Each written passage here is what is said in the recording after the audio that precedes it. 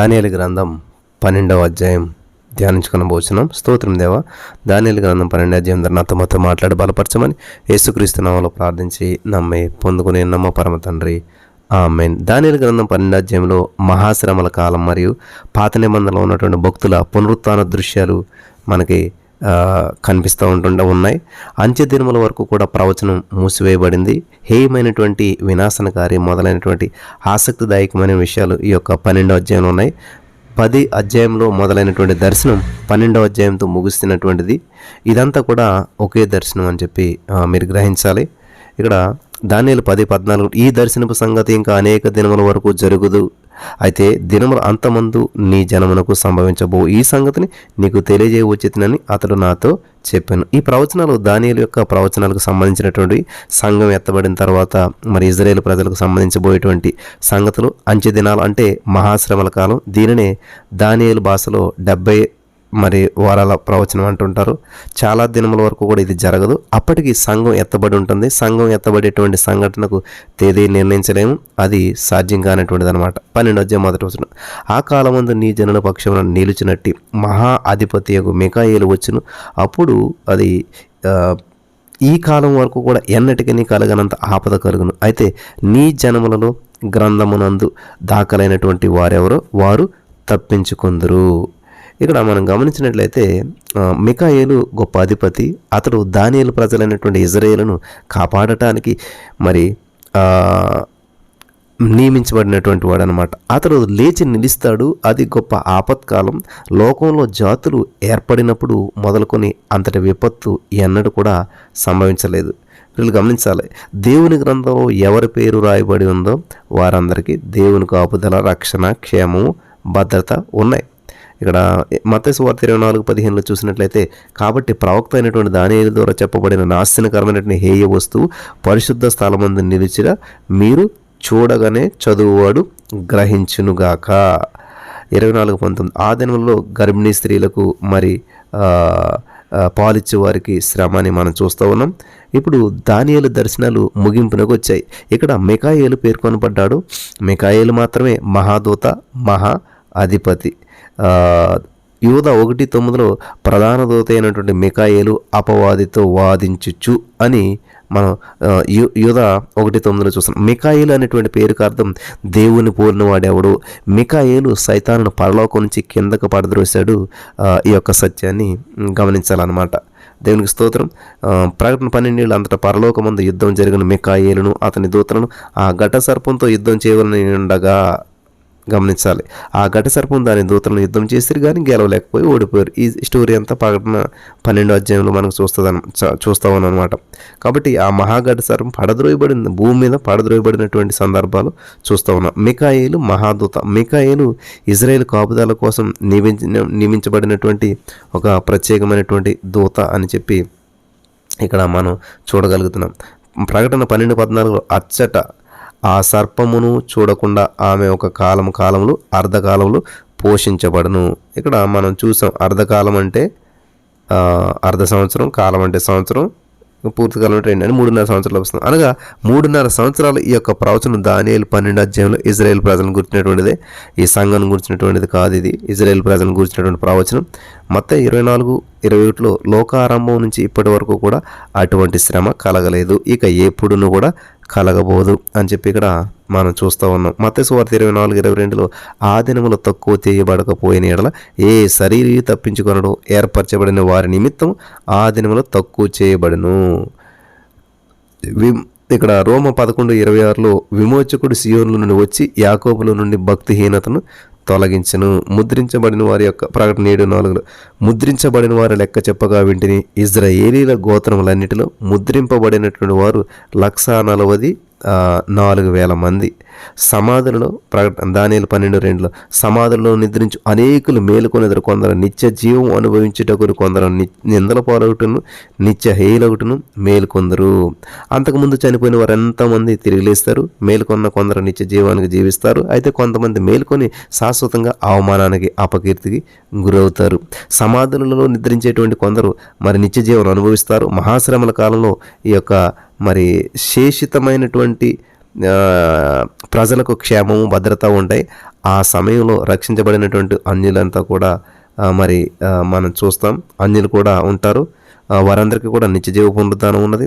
మహాశ్రమల కాలం అంతా ఆ కాలంలో పాత నిబంధన భక్తులకు జీవ పునరుద్ధానం ఉన్నది. పాత నిబంధన భక్తుల యొక్క ఆ పునరుత్థానం సంఘం ఎత్తబడినప్పుడు జరుగుతుంది. 1 తెస్సలోనికీయులకు 4:14 యేసుప్రభువు వారు అక్కడ మృతి పొంది తిరిగి లేచినటువంటి అని ఎవరైతే నమ్ముతారో నమ్మిన యెడల అదే ప్రకారం యేసునందు నిద్రించిన వారిని దేవుడు ఆయనతో కూడా నిలబెట్టుకొని వెంట పెట్టుకొని వచ్చును అని చెప్పి మనం చూస్తూ ఉన్నాం. 1 తెస్సలోనికీయులకు 4:16 క్రీస్తునందు మృతులైనటువంటి వారు మొదట లేతురు అని అక్కడ బైబిల్ గ్రంథం మనకి 1 తెస్సలోనికీయులకు 4:16 ఉంది. పెంతెకొస్తు నాడు పరిశుద్ధాత్మ దేవుడు బాప్తిసం ద్వారా యేసుక్రీస్తునందు ఉండటం జరిగింది. సంఘం ఎత్తబడేటువంటి వరకు కూడా కొనసాగుతుంది. యేసుక్రీస్తునందు ఉన్నటువంటి విశ్వాసులు కలిసి సంఘం అవుతారన్నమాట. వీళ్ళంతా కూడా 1 కొరింథీ 12:12 చూసినట్లయితే ఎలాగూ శరీరం ఏకమై ఉన్నను అనేకమైనటువంటి అవయవములు కలిగినవో ఎలాగూ శరీరం ఒక్క అవయవములన్నీ అనేకములై ఉన్నను ఒక్క శరీరమైనది అలాగే క్రీస్తు కూడా ఉన్నాడు.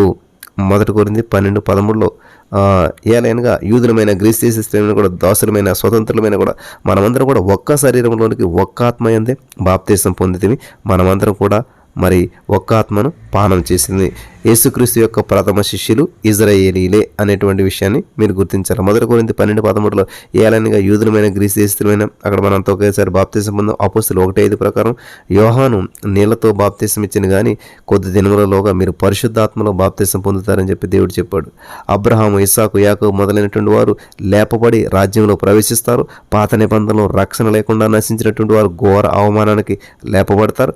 వారు రాజ్యంలోనికి రారు, వారు ధవళ సింహాసనం ఎదుట నిలబెట్టబడతారు. ఈ యొక్క సత్యాన్ని గ్రహించాలి.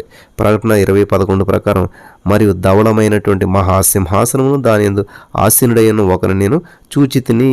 గొప్పవారేమి కొద్దివారేమి మృతులైన వారందరూ ఆ సింహాసనం ఎదుట నిలవబడి ఉండేటి చూచితిని. ఆ గ్రంథముల యందు వ్రాయబడి ఉన్న వాటిని బట్టి తన క్రియలు చెప్పిన మృతులు తీర్పు పొందిరి. బుద్ధిమంతులైతే ఆకాశ మండలంలో జ్యోతుల వలె దానియేలు 12:3 పోలు వలె ప్రకాశించెదరు. నీతి మార్గం అనుసరించి నడుచుకున్నట్లు ఎవరు అనేకులను త్రిపుద వారు నక్షత్రాల వలె నిరంతరం ప్రకాశిస్తారు. మహాశ్రమల కాలం చీకటి కాలం. అయితే దేవుని సేవకులు చీకటిలో ప్రకాశిస్తారు. విశ్వాసులు ఈ రోజున అలాగే ఉండాలి.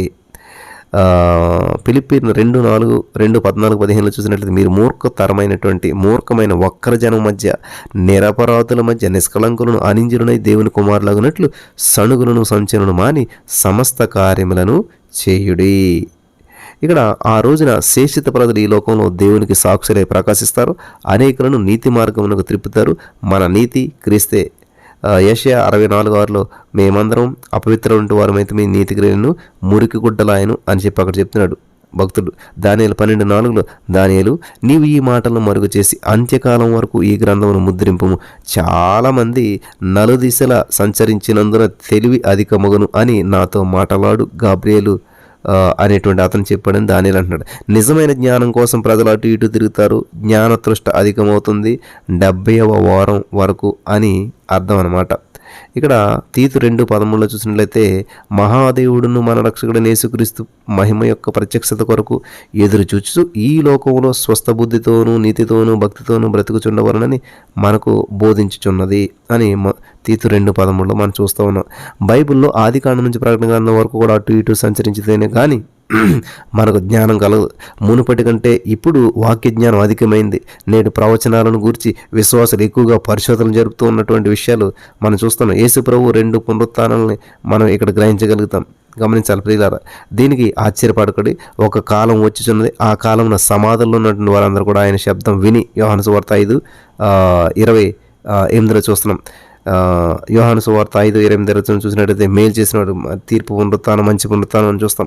మన యొక్క విశ్వాసానికి ఆధారం మనుషుల మాట కాదు, దేవుని మాట. దేవుని వాక్యం ఏమంటుందో అదే మన విశ్వాసానికి ఆధారం. దేవుని వాక్యంలో ప్రతి మాటను సందర్భోచితంగా వినాలి. ఒక వచనాన్ని అటు ఇటు ఉన్న మరికొన్ని వచనాలతో సరిపోల్చేసి చూడాలి. సందర్భశుద్ధి లేనటువంటి మాటలు అపార్థానికి దారితీస్తాయని చెప్పి గుర్తు తెచ్చుకోవాలి. తెలివి జ్ఞానము దేవుని వాక్య పరిశోధన వలన మనకు లభిస్తాయి. విశ్వాసంతో పాటు మనకు జ్ఞానం కూడా ఉండాలి. లేఖనాలను పదే ధ్యానిస్తూ ఉంటే వాక్యం నీలో నిలిచి ఉంటుంది. అప్పుడు సమస్యలను వాక్యానుసారంగా పరిష్కరించుకోగలిగేటువంటి జ్ఞానం మనకు కలుగుతుందన్నమాట. జీవితంలో విజయం సాధించాలంటే ఆయన వాక్యాన్ని మనం ధ్యానపూర్వకంగా మననం చేయాలి. వాక్యమునకు జీవితంలో ప్రథమ స్థానం ఇవ్వాలి. దేవునికి స్తోత్రం కలుగును గాక. వింటున్నారా? చాలా ప్రాముఖ్యమైనటువంటి విషయం. దేవుడు చెప్పకముందే ఏది చేయొద్దు. దేవుని కంటే ముందుగా మనం ఏది కూడా చేయకూడదని చెప్పి ప్రభు పేరట మనం చేస్తూ ఉన్నాను. దేవుడు నడిపించేటువంటి నడిపింపుకు మనం ఖచ్చితంగా లోపడాలి. దేవుని చిత్తానుసారంగా మనం నడిచినప్పుడు మన జీవితంలో గొప్ప గొప్ప అద్భుతమైనటువంటి కార్యాలు మనం చూస్తామన్నమాట. దేవునికి స్తోత్రం కలుగును గాక. ఇక్కడ 12వ వచనంలో దానియేలును నేను చూచుచుండగా మరి ఇద్దరు మనుషులు ఏటి అవతల ఎడ్డున ఒకడును ఏటి అవతల ఒడ్డున నిలిచిరి. ఆ ఇద్దరిలో ఒకడు నారబట్టలు వేసుకున్నవాడు ఏటి నీళ్ళను ఆడుచుండు వాని చూసి ఈ ఆశ్చర్యం ఎప్పుడు సమాప్తి అగునని అడగగా 7వ వచనం నారబట్టలు వేసుకుని ఏటిపైన ఆడుచినటువంటి ఆ మనిషిని మాటను నేను వింటిని. ఏమనగా అతడు నా కుడి చేతిని ఎడమ చేతిని ఆకాశం అయిపోతే నిత్యజీవియగు వారి నామను పెట్టుకొని ఒక కాలంలో అర్ధకాలంలో పరిశుద్ధ జనం యొక్క బలం కొట్టివేయటం ముగించబడగా సకల సంగతులు సమాప్తములగును అనెను. దానియేలు 10వ అధ్యాయంలో దానియేలు చూసినటువంటి దర్శనమే నారబట్టలు ధరించిన మనిషి. ఆయన ఎవరో కాదు, యేసుక్రీస్తే. అవతారమునకు ముందు కనిపించినటువంటి క్రీస్తు అనమాట. మరి ఇద్దరు ఈయనను కలుసుకుంటున్నారు. ఇక్కడ వారిలో ఒకడు టైగ్రిస్ నదికి యువతల, మరి ఒకడు అవతల నిలిచినటువంటి సందర్భాన్ని మనం చూస్తూ ఉన్నాం. 12వ అధ్యాయం 6వ వచనంలో ఆ ఇద్దరిలో ఒకడు నారబట్టలు వేసుకున్నవాడే ఏటి నీళ్ల పైన అని చూస్తున్నాం. యేసుక్రీస్తు అంటున్నాడు 3.5 సంవత్సరాలు. అది దానియేలు దర్శనంలో ఉన్నటువంటి 70వ వారంలో 2వ భాగం అని మీరు గమనించాలి. దానియేలు గ్రంథంలో 70 వారాల దర్శనంలో అది 2వ భాగం అనమాట. ఒక కాలములు అర్ధకాలములు పరిశుద్ధ జనం యొక్క బలం కొట్టివేయటం ముగించబడగానే మనం చూసాం. మహాశ్రమల కాలం ముగిసినప్పుడు ఇజ్రాయేలీలు తిరుగుబాటు సమసిపోతుంది. అప్పుడు అనేక మంది ఇజ్రాయేలీలు దేవుని తట్టు తిరుగుతారనమాట. ఈ యొక్క సత్యాన్ని గ్రహించాలి. దానియేలు గ్రంథం 12వ అధ్యాయం చూసినట్టయితే నేను వింటిని కానీ గ్రహింపలేకపోతుంది. నా ఏలినవాడా వీటికి అంతమేమని నేను అడుగగా ఎవరు దానియేలు అడుగుతున్నాడు అనమాట. దానియేలు ఈ దర్శనం చూశాడు కానీ గ్రహించలేకపోయాడు. తాను చూసింది విన్నది అతనికి అర్థం కాలేదు. 12వ అధ్యాయం 9వ వచనం అతడు ఈ సంగతులు అంత్యకాలం వరకు మరుగుగా ఉండినట్లు ముద్రింపబడినవు కనుక దానియేలు నీ ఊరకుండమని చెప్పాను. 12వ అధ్యాయం 10వ వచనం అనేకులు తమ్మును శుద్ధిపరుచుకొని ప్రకాశమానులు నిర్మలను అగుదురు, దుష్టులు దుష్టకార్యం చేదురు కనుక ఏ దుష్టుని ఈ సంగతిని గ్రహింపలేడు. ఈ యొక్క ఆధ్యాత్మికమైన సూత్రాలకు కాలదోషం పట్టదు ప్రియులారా. ఇప్పుడు ఈ సూత్రాలు సార్వత్రికంగా వర్తిస్తాయి. అనేకులు శుద్ధులవుతారు, ప్రకాశమానులు నిర్మలవుతారు. తీతు 3:5లో మనం నీతిని అనుసరించి చేసినటువంటి క్రియల మూలంగా కాక తన కనికరము చెప్పుననే పునర్జన్మ సంబంధమైన స్నానము ద్వారాను పరిశుద్ధాత్మ మనకు నూతన స్వభావం కలిగజేయటం ద్వారాను మనలను రక్షించెను. ప్రకృతి సంబంధమైనటువంటి మనుషుడు దేవుని ఆత్మ విషయంలో అంగీకరింపడు. అవి అతనికి వెర్రితనముగా ఉన్నాయి. అవి ఆత్మానుభవం చేతనే వివేచింపదగును కనుక అతడు వాటిని గ్రహింపజాలడు. 1 కొరింథీ 2:14లో చూసాం మనం. యోహాను సువార్త 16:13లో సత్యస్వరూపైన ఆత్మ వచ్చినప్పుడు మిమ్మల్ని సర్వ సత్యములోనికి నడిపించును. దానియేలు 12:11లో అనుదిన బలి నిలుపు చేయబడినటువంటి కాలం మొదలుకొని నాశనము కలుగజేయి హేయమైన దాన్ని నిలబెట్టు వరకు 1290 దినములు అంటండి. కాబట్టి ప్రవక్త అయినటువంటి దానియేలు ద్వారా చెప్పబడిన నాశనకరమైన హేయ వస్తువు పరిశుద్ధ స్థలమందు నిలిచడం మీరు చూడగానే చదువువాడు గ్రహించిన గాక. మత్తయి 24:15లో ఉన్నటువంటి మాట అది. దానియేలు 12:11లో మనం చూస్తూ వచ్చినాం. మహాశ్రమల కాలంలో అదనంగా 2వ భాగం 3.5 సంవత్సరాలు అనగా 1260 రోజులు అంత్యక్రీస్తు అగ్ని సరస్సులో పడద్రోయబడిన పిమ్మట ఇంకా 30 రోజులు ఆ మృగ ప్రతిమ ఆలయంలో ఉంటుంది. 1335 దినములు తాలుకొని కనిపెట్టుకుని వాడు ధన్యుడు. ముద్రించబడి మూసివేయబడినటువంటి ప్రవచన మర్మము ఇది. దేవుడు బయలుపరిచినటువంటి దానికోసం కంగారు పడనక్కర్లేదు. సంగతులు మరుగు చేయడం దేవునికి ఘనత. హల్లెలూయా. వింటున్నారా? దానియేలు మరణాన్ని గురించి దేవుడు మాట్లాడుతున్నటువంటి సందర్భాన్ని మనం చూస్తూ ఉన్నాం. 12:13లో నీవు అంత్యము వరకు నిలకడగా ఉండిన యెడల విశ్రాంతి నుండి కాలాంతమందు నీ వంతులో నీవు నిలిచెదవు. నీవు ముసలివాడైనప్పుడు నీ చేతులు నీవు చాచుదువు, వేరొకడు నీ నడుము కట్టి నిన్ను అక్కడ చూస్తూ వచ్చిన్నాం. అది ప్రియులు గమనించాలి. దానియేలు మరణాన్ని గురించి దేవుడు మాట్లాడినటువంటి ఈ యొక్క మాటలు యోహాను సువార్త 21:15లో నీవు ముసలివాడైనప్పుడు నీ చేతులు నీవు చాచుదు, వేరొకడు నీ నడుము కట్టి నిన్ను కాని చోటుకి నేను పెడతాడు. దానియేలు 12:13లో కూడా నీవు అంతము వరకు నిలకడగా ఉండిన విశ్రాంతి నొందిన కాలం అని చూస్తున్నాం. యేసుక్రీస్తు వచ్చే వరకు దానియేలు ఉంటాడని కాదు, కానీ 1000 ఏండ్ల రాజ్యంలో ప్రవేశించడానికి దానియేలు లేపబడతాడు. నీ వంతులో నీవు నిలుస్తావు అంటే 1000 ఏండ్ల పరిపాలన ఆరంభంలో పాత నిబంధన భక్తుల వరుసలో అతని వంతులో అతడు నిలుస్తాడని అర్థం అన్నమాట. చిట్ట చివరికి యేసుక్రీస్తు ప్రభువు యొక్క రాజ్యం అనగా నీతి నివసించేటువంటి రాజ్యం వస్తుంది. విశ్వాసులమైనటువంటి మనకు మహోజ్వలమైనటువంటి నిత్య భవిష్యత్తు ఉన్నది. ఈ శుభప్రద నిరీక్షణ ఆధారం యేసుక్రీస్తు ప్రభువు యొక్క రెండవ రాకడ అనమాట. అంత్య దినములలో మీరు గమనించాలి, యూదా జాతికి సంభవించేది మనం గుర్తించగలుగుతాం. అయితే ప్రతి తరంలో కూడా దేవుని బిడ్డలకు అవసరమైనటువంటి హెచ్చరికలు ఈ యొక్క ప్రవచనాల్లో మనకు లభిస్తాయన్నమాట. మానవ చరిత్ర యావత్తు కూడా దేవుని వశంలో ఉన్నది. లోకంలో చెడుగు ఎంత విస్తరిస్తున్నా కూడా దేవుడు తన సంకల్ప సిద్ధిలో ప్రతి పరిస్థితిని కూడా సంఘటన కూడా వాడుకుంటాడు. దేవుడు పునరుత్థానానికి దేవుడు ఆయన తన వారిని మృతుల్లో నుంచి లేపుతాడు. అప్పుడు నీతిమంతులు తమ తండ్రి రాజ్యంలో సూర్యుని వల్లే తేజరిల్లుతారు. హల్లెలూయా. లోకంలో మన బాధ్యతలు ఏమిటంటే అనేకులను మనం నీతి మార్గంలో త్రిప్పాలి. ఆత్మల సంపాదన మన కర్తవ్యం. గూఢమైన సంగతులను దేవునికి వదిలివేయాలి. పరిశుద్ధత మనం ఎదగాలి. బైబిల్ ప్రవచనాలు మన మీద ఆధ్యాత్మికంగా శాశ్వతమైనటువంటి ప్రభావాన్ని పాత కొత్త నిబంధనల మధ్య కాలం మౌన చరిత్ర ఏమీ కాదు. పారసీక రాజ్యంలో 70 సంవత్సరాల యూదుల చెరలో ఉన్నారు. తర్వాత పారసీక రాజు కోరేసి యూదుల యొక్క స్వదేశానికి వెళ్ళాలని చెప్పి దేవాలయం నిర్మించాలని చెప్పి ఆయన ఆజ్ఞ జారీ చేశాడు. దేవాలయ నిర్మాణం గురించి ఎజ్రా నెహెమ్యాలు యూదులను ఆధ్యాత్మికంగా ఎంతో బలపరిచారు. ప్రియులు గమనించాలి, నెహెమ్యా తర్వాత 1500 సంవత్సరాల పారసీక రాజుల ప్రభావం యూదుల మీద బలంగా పడిందనమాట. యూదయలో ప్రధాన యాజకులు పరిపాలించారు. పారసీక రాజులకు వీరు లోబడి అధికారం చెలాయించారు. అయితే ఈ యాజకులు రాజకీయాల చేత పూర్తిగా ప్రభావితులయ్యారు. కోరేసు తర్వాత కాంబూసెస్ వచ్చి ఈజిప్ట్ని జయించాడు. తర్వాత గ్రీసు రాజ్యంలో అలెగ్జాండర్ చరిత్ర రంగంలోకి కనిపించాడు అనమాట. అప్పుడు అంటియోకస్ వచ్చాడు. అతడు యూదా వ్యతిరేకి, సిరియాను పరిపాలించాడు. తర్వాత మక్కాబీలు అంతియోకస్ను ఎదిరించారనమాట. ఈ చరిత్ర ప్రవక్తల ప్రబోధాల్లో ఎన్నో మలుపులు తిరిగింది. యూదా జాతికి మహా ఆపదలు వస్తాయని చెప్పి ఈ అధ్యాయంలో చెప్పబడింది. ఆ తర్వాత పునరుత్థానం పేర్కొనబడింది. నీతిమంతులకు జీవ పునరుత్థానం వాగ్దానం చేయబడింది. హల్లెలూయా. దానియేలు గ్రంథంలో చెప్పబడినట్లుగా పునరుత్థాన సత్యం మరే గ్రంథం కూడా చెప్పబడలేదు. నీతిమంతులకు పాపులకు కూడా పునరుత్థానం ఉన్నదని చెప్పి ఈ అధ్యాయం మనకు తెలియజేస్తుంది. దానియేలు 19:25 చూసినట్లయితే మన విమోచకుడు సజీవుడనియు తరువాత ఆయన భూమి మీద నిలిచిననియు నేను ఎరుగుదనని యోబు 19:25 యోబు గారు చెప్తున్నటువంటి మాటను మనం చూస్తూ ఉన్నాం. 19:26 ఇలాగూ నా చర్మం చీకిపోయిన తర్వాత శరీరంతో నేను నా దేవుని చూచెదను. కీర్తనల 16:10 నీవు నా ఆత్మను పాతాళంలో విడిచిపెట్టవు, నీ పరిశుద్ధిని కుళ్ళిపట్టనీవు అని చెప్పి అక్కడ భక్తులు అంటున్నటువంటి సందర్భం. యెషయా 26:19 మృతులని నీ వారు బ్రతుకుదురు అని చూస్తూ ఉన్నాం. దానియేలు 12:3 బుద్ధిమంతులైతే ఆకాశ మండలంలో నక్షత్రాల వలె జ్యోతుల వలె పూర్ణ వారి ప్రకాశిస్తారు. నీతి మార్గం అనుసరించి నడుచుకున్నట్లు ఎవరు అనేకలు తృప్తి వారు నక్షత్రాలు నిరంతరం కూడా ప్రకాశింతారు అని చెప్పి ఇక్కడ ఉంది. అంత్య దినాల్లో ప్రజలకు ధైర్యము నిరీక్షణ కలగాలని చెప్పి చెడుగును పాపాన్ని దేవుడు పూర్తిగా లయపరుస్తారని చెప్పి అప్పటి వారికి తెలియజేయబడాలని చెప్పి అంతం వరకు కూడా దీన్ని దేవుడు మూసివేసి ముద్రించవలసిందిగా దానియేలుకు ఆజ్ఞాపించాడు. ఈ యొక్క సత్యాన్ని మీరంతా కూడా గ్రహించాలని చెప్పి ప్రభుపేరట మనం చేస్తున్నాం. మనం చివరి కాలంలో ఉన్నాం. సంగతులు బయలుపరచబడిన కొలది దేవుని యొక్క ప్రజల ఆశాభావం బలపడుతుంది. చరిత్రలో దేవుడు తన ప్రజలను క్రమశిక్షణ కోసం శిక్షించినటువంటి సందర్భాలు ఉన్నాయి. క్రమశిక్షణతో పశ్చాత్తాపం వస్తుంది. ప్రియులారా, బుద్ధిమంతులైతే నేర్చుకుంటారు. శ్రమల వలన శ్రమలు మన సౌశీల్యాన్ని శుద్ధీకరిస్తాయి. శ్రమల బడిలో మనం పాఠాలు నేర్చుకుంటాం. నేర్చుకునేవారే దేవుని దృష్టిలో ఉత్తమ విశ్వాసులు. ఈ అధ్యాయంలో మరొకసారి హేయమైనటువంటి వినాశనకారి పేర్కొనబడింది. దేవాలయం బలిపీఠం మీద అంతియోకస్ ఎపిఫనీస్ పందిని బలిగా అర్పించాడు. బలిపీఠమును జియాస్ దేవతకు ప్రతిష్ఠించాడు. అంత్యక్రీస్తు ఇలాంటిదే భవిష్యత్తులో చేయబోతున్నాడు. 11, 12 వచనాల్లో ఇవ్వబడినటువంటి 2 సంఖ్యల గురించినటువంటి వివరాలు మరుగు చేయబడినటువంటి సంగతులు అవసరమైనప్పుడు దేవుడు వాటిని ఖచ్చితంగా బయలుపరుస్తాడు. శ్రమలకు ముగింపు అంటూ ఉంది. అంతా దేవుని వశంలో ఉంది. చెడుగును పూర్తిగా రూపు మాపగలిగినటువంటి వాడు దేవుడు. దానియేలు 12:13 నీవు అంత్యము వరకు నిలకడగా ఉండిన యెడల విశ్రాంతి నుండి కాలాంతమందు నీ వంతులు నీ ఉంది.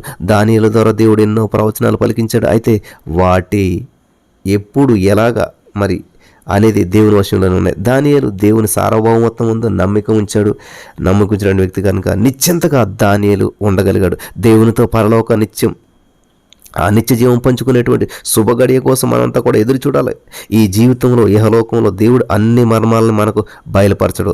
దేవుడు చూపిందే చూడాలి, చెప్పిందే చేయాలి. ప్రియులారు గమనించాలి. పాత నిబంధన భక్తుల వరుసలో దేవుడు దానియేలును చేర్చాడు. హెబ్రీ 11వ అధ్యాయంలో చూసినట్లయితే సాక్షి సమూహంలో కూడా దానియేలు ఉన్నాడు. దానియేలు మంచి కుటుంబంలో పుట్టినటువంటి వాడు. బాల్యంలోనే పరాయి రాజ్యంలోకి చెరగా పోబడ్డాడు. పరాయి దేశంలో కూడా దానియేలు దేవునికి ఎంతో నమ్మకంగా జీవించాడు. రాజీ పడలేదు. దానియేలు జ్ఞానం అసాధారణమైనటువంటిది. చెరలో ఉన్నటువంటి ఉన్నటువంటి వారికి దానియేలు ఎన్నో హితోపదేశాలు చేశాడు, ఎంతో మంచి బోధించాడు. అంతేకాదు దానియేలు తనకు చెరపట్టుబట్టి తెచ్చినటువంటి రాజుకు కూడా అమూల్యమైనటువంటి రాజకీయ విధానాలు ప్రతిపాదించాడు. చెరకాలంలో కొన్ని సంఘటనలు గ్రంథస్థం చేసినటువంటి దేవునికి నమ్మకమైనటువంటి వాడు ఉన్నాడు. ప్రియులారా, భవిష్యత్తులో జరగబోయేటువంటి సంభవాలను గొప్ప ప్రవక్త చెప్పినటువంటి వాడు దానియేలు. తన వృద్ధాప్యంలో కూడా దేవుని జ్ఞానంతో నిండి పండిపోయినటువంటి మహా మనిషి దానియేలు. జీవితకాలం అంతా కూడా తన దేవునికి నమ్మకమైనటువంటి బంటు దానియేలు. మృతుల్లో నుండి లేస్తాడని చెప్పి దేవుని నిత్య రాజ్యంలో తనకు దేవుడు కేటాయించినటువంటి పదోన్నతిని అలంకరిస్తాడని చెప్పేసేసి దేవుడు అభయ ప్రదానం పొందినటువంటి ధన్య జీవే దానియేలు. దేవునికి విధేయులే విశ్వసనీయులైనటువంటి వారికి పరలోకంలో గొప్ప బహుమానం ఉన్నది. అలాగే ఇహ పరములలో కూడా చెప్పసఖ్యం కానీ మహిమయుక్తమైన ఆనందం ఉన్నది.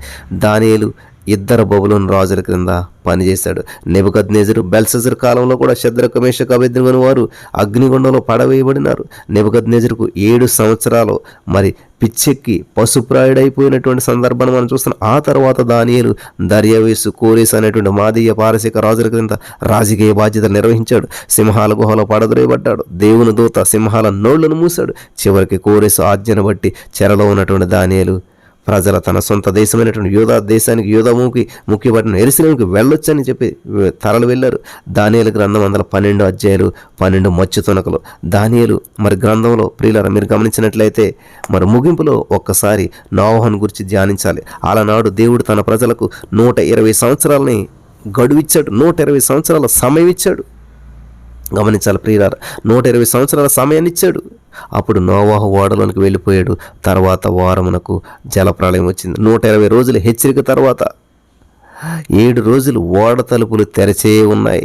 దేవుడు ముందుగా హెచ్చరిక చేయకుండా, కృపాకాలం ఇవ్వకుండా తీర్పు శిక్ష పంపడు. దేవుడు హెచ్చరిక చేస్తాడు.